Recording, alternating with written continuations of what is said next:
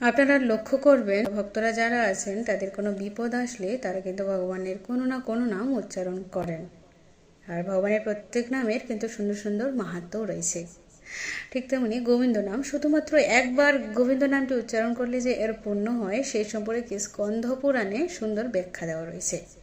ধরুন, কেউ যদি 1 কোটি গাভী সূর্যগ্রহণের সময় দান করেন, আবার কেউ যদি মেরু পর্বতের ন্যায় সোনা ব্রাহ্মণকে দান করেন, আবার কেউ যদি প্রয়াগে 1 কল্পকাল ধরে প্রতিদিন গঙ্গা স্নান করেন, তাহলে এই সব পুণ্যগুলো যদি আপনি এক করেন, এর চেয়ে আপনি যদি গোবিন্দ নাম, শুধুমাত্র একবার গোবিন্দ নামের যে পুণ্যটি পাবেন, সেই পুণ্যটির সাথে এই পুণ্যগুলোর মানে কোনো তুলনাই হয় না।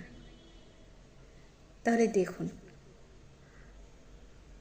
ভগবানের নামের, শুধুমাত্র একটি নামের কত মহিমা,